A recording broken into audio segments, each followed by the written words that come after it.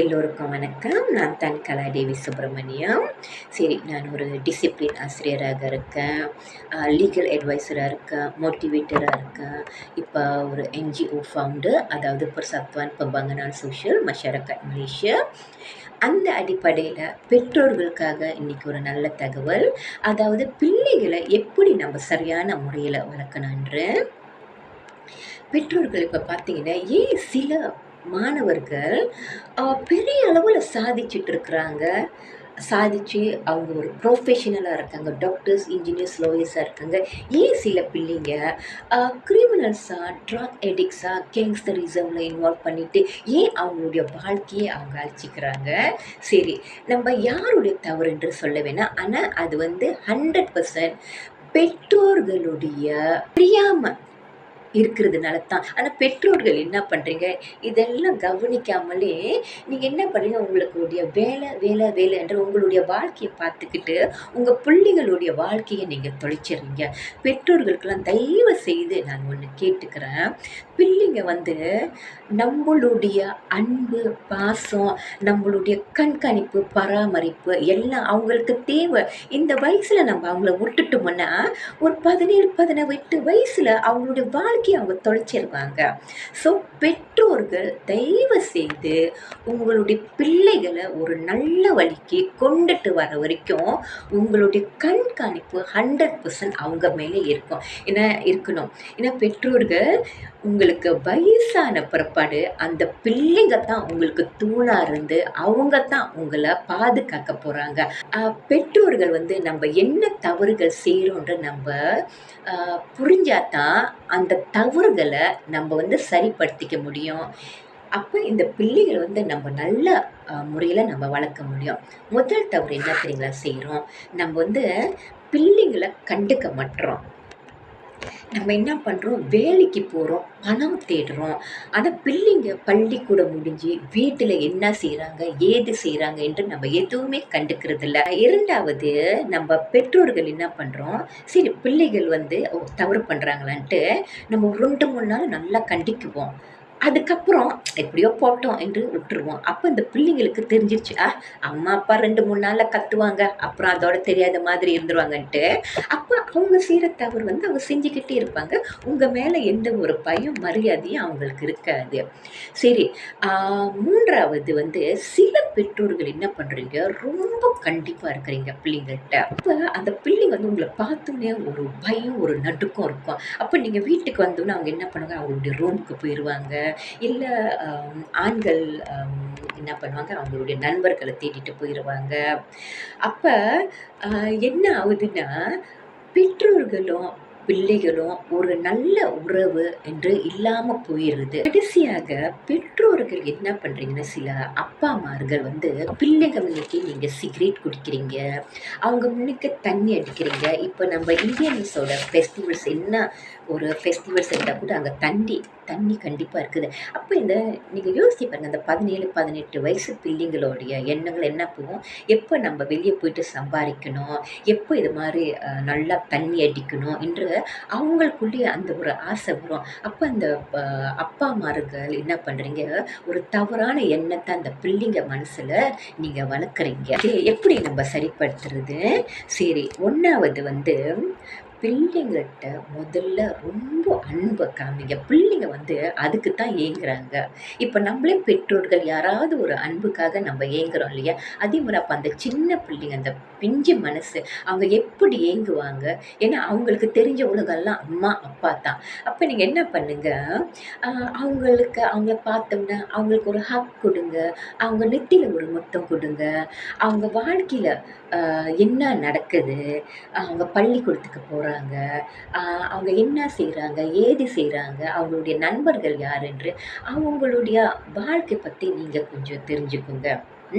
இரண்டாவது, நீங்கள் அவங்களுக்கென்று ஒரு சட்டத்திட்டங்கள் உருவாக்கணும். அதாவது இப்போ இவங்க பரீட்சையில் எத்தனாவது வரணும், 1வது 2வது 3வது, சரி ஸ்கூல் விட்டு எத்தனை மணிக்கு வரணும், வந்த பிற்பாடு அவங்க வீட்டில் என்ன செய்யணும், எத்தனை மணிக்கு டியூஷனுக்கு போகணும், அப்புறம் டியூஷன் முடிஞ்சு வீட்டில் என்னென்ன வேலை செய்யணும் என்று அவங்களுக்கு ஒரு விதிமுறைகள் நீங்கள் கண்டிப்பாக கற்றுக் கொடுக்கணும். சரி. அடுத்து பெற்றோர்கள் பிள்ளைங்க கூட மனம் விட்டு நீங்கள் பேசி ஆகணும். ஏன்னா நீங்கள் பேசினா தான் அவங்கக்குள்ள என்னென்ன கஷ்டங்கள் இருக்கு, அவங்க இன்னைக்கு என்ன பிரச்சனைய நோக்குனாங்கன்று அவங்க உங்கள்ட்ட வெளிப்படையாக சொல்லுவாங்க. இப்ப நம்ம பெற்றோர்கள் அவங்களுக்கு அந்த சந்தர்ப்பம் குடுக்காட்டி, அவங்களுடைய பிரச்சனை, மன கஷ்டத்த யார்ட்ட போய் சொல்லுவாங்க? அவங்களுடைய நண்பர்கிட்ட, இல்லன்னா அவங்களுடைய பாய் ஃப்ரெண்ட், கேர்ள் ஃப்ரெண்ட் அது மாரி தேடிக்கிட்டு, அவங்களுடைய பிரச்சனைய அவங்க கூட அவங்க ஷேர் பண்ணிக்குவாங்க. அப்ப அவங்க என்ன பண்ணுவாங்க, நம்பள விட்டு அவங்க விலகியே போயிருவாங்க. அப்ப நம்ம அவங்க வாழ்க்கையில ஒரு முக்கியமான ஒரு ஆளாக நம்ம இருக்க மாட்டோம். சரி. அடுத்து பெற்றோர்கள் பிள்ளைகளுக்கு ஒரு நல்ல மாடலா இருக்கணும். அதாவது நீங்க பிள்ளைங்க உங்கள ரெஸ்பெக்ட் பண்ணணுமா, அப்ப நீங்க என்ன பண்ணணும், அதே ரெஸ்பெக்ட் மனைவிக்கு குடுக்கணும். மித்த பிள்ளைங்கள்ட்ட அழகா, அன்பா, பாசமா, மரியாதையா பேசணும். அதே மாதிரி தான் பிள்ளைங்களும் பேசுவாங்க. இப்ப நானு சில சமயத்துல பள்ளிக்கூடத்துல நடந்து போகும்போது, சில மாணவர்கள் என்னென்ன கெட்ட வார்த்தைகள் பேசுறாங்க தெரியுமா? ம். இதெல்லாம் எங்கிருந்து அவங்க கத்துக்கிட்டு வர்றாங்க? தயவு செஞ்சு கொஞ்சம் பார்த்துக்கோங்க. சரி. அடுத்து பிள்ளைகள காலையில எந்திரிச்ச உடனே அவங்க தூங்குற வரைக்கும் நம்ம அவங்களுடைய வாழ்க்கையில ஒரு முக்கியமான பாத்திரமா இருக்கணும். அம்மாமார்கள் என்ன செய்யணும்னா, தயவு செய்து அவங்களுக்கு காலையில பசியற பெக் பண்ணி குடுங்க. அப்படி உங்களுக்கு காலையில நேரம் இல்லாட்டிய பரவால்ல. ராத்திரி எல்லாம் அழகா பேக் பண்ணிட்டு பிரெட்டு, பன்னு எல்லாம் வாங்கி, அவங்க பேக்ல அழகா வச்சுட்டு அவங்கள்ட்ட சொல்லிருங்க. அப்ப இத நீங்க செய்யும்போது, அந்த பிள்ளைங்களுக்கு ஒரு ஐயோ! அம்மாவுக்கு நம்ம மேல எவ்வளோ ஒரு பாசம் இருக்கு. அம்மாவுக்கு நம்ம மேல எவ்வளோ ஒரு அக்கறை இருக்குன்ற உங்களுடைய நினைவு தான் அவங்களுக்கு இருக்கும். அப்ப அவங்க பள்ளிக்கூடத்துக்கு போகும்போது ஏதாவது ஒரு தவறு செய்தா கூட, உடனே உங்களுடைய முகம் தான் அவங்களுக்கு அந்த நினைவுக்கு வரும். சரி. அடுத்து மத்தியானம் வந்துட்டோன்னா, வீட்டில இருக்கிற தாய்மார்கள் தயவு செய்து அவங்க வந்த கையோட வாசல்ல நில்லுங்க. அவங்கள வரவேறுங்க. அப்புறம் அவங்களுக்கு சாப்பாடு போட்டு குடுங்க. அவங்க பக்கத்துல உட்காந்து, "இன்னைக்கு என்ன நடந்தது? டீச்சர் என்ன கத்துக் குடுத்தாங்க? என்ன பிரச்சனைன்று" அவங்கள்ட்ட ஒரு 5 நிமிஷம், 10 நிமிஷமாவது டெய்லி நீங்க பேசுங்க. அப்ப நீங்க இது மாரி செய்யும்போது பிள்ளைங்க என்ன பண்ணுவாங்க, அந்த டைம் பிரகாரம் பள்ளிக்கூடம் முடிஞ்ச கையோட நேரா வீட்டுக்கு வந்துருவாங்க. ஏன்னா அவங்களுக்கு தெரியும் அம்மா அங்க காத்திருப்பாங்க. பெற்றோர்கள் நீங்க இது மாரி கவனிக்காட்டினா, அவங்க 3 மணிக்கு, 4 மணிக்கு கூட்டாளி கூட பேசிட்டு டைம் பாஸ் பண்ணிட்டு வருவாங்க. சரி. 3வது சாயந்திரம் ஆனா பெற்றோர்கள் தயவு செய்து பிள்ளைங்கள கொஞ்சம் எக்ஸர்சைஸ் பண்ண விடுங்க. நீங்களும் அவங்க கூட எங்கேயாச்சும் வாக்கிங்க்கு போங்க. இல்ல செடிக்கு தண்ணி ஊத்துறதோ, வீடு சுத்தம் பண்றதோ, ஏதாவது ஒரு ஆக்டிவிட்டீஸ் அவங்க கூட செஞ்சுக்கிட்டே இருங்க. பெற்றோர்கள் ராத்திரி எல்லாத்துடையும் டின்னர் டைம் ஒண்ணு ஃபிக்ஸ் பண்ணிக்கோங்க. ஏன்னா இப்ப அம்மா, அப்பாலாம் வேலைக்கு போவீங்களா, அப்ப அந்த 8 மணிக்கே இல்ல, 9 மணிக்கே எல்லாத்தையும் சாப்பாட்டு மேசைக்கு வர சொல்லிட்டு, எல்லாம் ஒண்ணா உட்காந்து சாப்பிடுங்க. அப்ப அந்த டைம்ல ஆ இந்த அம்மாங்க வேலை கட்டுல என்ன கஷ்டப்படுறாங்க, அப்பாங்க என்ன கஷ்டப்படுறாங்க, இன்னைக்கு என்ன பிரச்சனைய நோக்குனீங்க என்று நீங்க ஷேர் பண்ணிக்கோங்க. அப்பதான் அந்த பிள்ளைங்களுக்கும் தெரியும், ஐயோ! அம்மா, அப்பா நம்மளுக்காக எவ்வளோ கஷ்டப்படுறாங்க, நம்மளுக்காக எவ்வளோ உழைக்கிறாங்க என்று அவங்களுக்கு தெரியும். 2வது வீட்டில் உள்ள பிரச்சனைகள் எல்லாம் எல்லா ஃபேமிலி மெம்பர்ஸ்க்கும் தெரியும். அப்ப ஏதாவது ஒரு பிரச்சனைன்னா, அவங்க ஒரு ஃபேமிலி மெம்பர்ஸா இருந்து அந்த பிரச்சனைகள சமாளிப்பாங்க. அப்புறம் தூங்கும்போது பிள்ளைங்கள்ட்ட ஒரு கடைசியா ஒரு ஹக் பண்ணிட்டு, குட் நைட் சொல்லிட்டு அவங்கள அனுப்புங்க. அப்ப நீங்க பாருங்க, அந்த பிள்ளைங்களோட வாழ்க்கையில அவங்க காலையில எந்திரிச்சுக்கிறதுல இருந்து ராத்திரி படுக்க போற வரைக்கும் நீங்க அவங்க கூடயே இருந்துகிட்டு இருக்கீங்க. அப்ப எப்படி அந்த பிள்ளைங்க அவங்க தவறு ஏதாவது செய்வாங்க? ம். சரி. வேலைக்கு போற பெற்றோர்கள் பரவால்ல. நீங்க என்ன பண்ணுங்க, ஃபோன் அடிங்க. எப்போதும் 1 மணிக்கு கரெக்ட்டா ஃபோன் அடிங்க. பிள்ளைங்க வீட்டுக்கு வந்துட்டாங்களா? சாப்பிட்டாங்களா? என்று அவங்கள்ட்ட ஃபோன் அடிச்சு கேட்டுக்கோங்க. அப்புறம் சாயந்தரம் அவங்க என்ன செய்றாங்கன்று கேட்டுக்கோங்க. ம். ராத்திரியே எல்லாமே ஒண்ணா உட்காந்து சாப்பிடும்போது, உங்களுடைய பிரச்சனை, நீங்க இன்னைக்கு வேலை கட்டல என்னென்ன பிரச்சனை நீங்க அனுபவிச்சீங்க? நீங்க அந்த பிரச்சனைகள எப்படி சமாளிச்சீங்க? என்று உங்க பிள்ளைங்கட்டலாம் ஷேர் பண்ணிக்கங்க. ஸோ இது வந்து ஆரம்பத்தில கொஞ்சம் கஷ்டமா இருக்கும். 1 மாசம், 2 மாசம். ஆனா நீங்க போக போக நீங்க பார்ப்பீங்க. நெறைய விஷயங்கள் நீங்க வந்து ஷேர் பண்ணிக்குவீங்க. இது வந்து காலையில, மத்தியானம், சாயந்தரம், ராத்திரி கண்டிப்பா இத ஃபாலோ பண்ணுங்க. அடுத்து ஒரு முக்கியமான விஷயம் என்னன்னா, பிள்ளைங்கள தயவு செய்து உங்களுடைய சொந்தக்கார வீட்டுக்கு கூட்டிட்டு போங்க.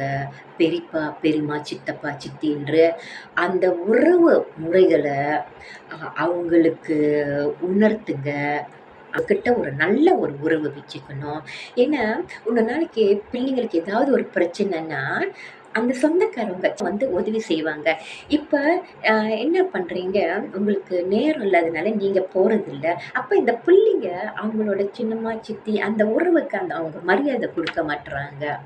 ஆ ஓகே சரி. அடுத்து அட்லீஸ்ட் 1 மாசத்துக்கு ஒரு வாட்டினாச்சும் நீங்க பிள்ளைங்கள கோயிலுக்கு கண்டிப்பா கூட்டிட்டு போங்க. முடிஞ்சா எவ்ரி ஃப்ரைடே நீங்க அவங்கள கூட்டிட்டு போங்க. அப்புறம் என்னென்ன நம்ம சாங்கியம், சமுதாயம் எது இருக்கோ அது எல்லாம் ஃபாலோ பண்ணுங்க. வெள்ளிக்கிழமை வெஜிடேரியனா இருக்குமா, ஃபாலோ பண்ண வைங்க. கடைசியா என்ன இந்த சில பிள்ளைங்கள பார்த்தீங்கன்னா, என்ன பண்ணுவாங்க, தனியா ரூம்லயே தான் இருந்துகிட்டு இருப்பாங்க. ஃபோன்லயே இருப்பாங்க. அப்புறம் அந்த கேம்ஸ் விளையாண்டுட்டு இருப்பாங்க. அவங்களுக்கு வந்து நீங்க கண்டிப்பா லிமிட் பண்ணி ஆவணும். ஓகே. 8 மணிக்கு மேல வீட்ல ஃபோன் இருக்கக்கூடாது. சாப்பிட்டு முடிச்சுட்டு கொஞ்ச நேரம் ஒரு 10 நிமிஷம் எல்லாம் ஒண்ணா உட்காந்து டிவி பாருங்க. அந்த படத்த பத்தி கொஞ்சம் பேசுங்க. அ ஸோ இது வந்து குவாலிட்டி டைம் என்று சொல்லுவாங்க. நீங்க உங்க ஃபேமிலி கூட எவ்வளவோ நீங்க அந்த குவாலிட்டி டைம் நீங்க ஸ்பெண்ட் பண்றீங்களோ, உங்களுடைய குடும்ப வாழ்க்கையும் அவ்வளோ சிறப்பா இருக்கும். பிள்ளைங்க வந்து ஒரு நல்ல வழியில வருவாங்க. சரி, அடுத்து வேற தலைப்போட உங்கள சந்திக்கிறேன். நன்றி, வணக்கம்.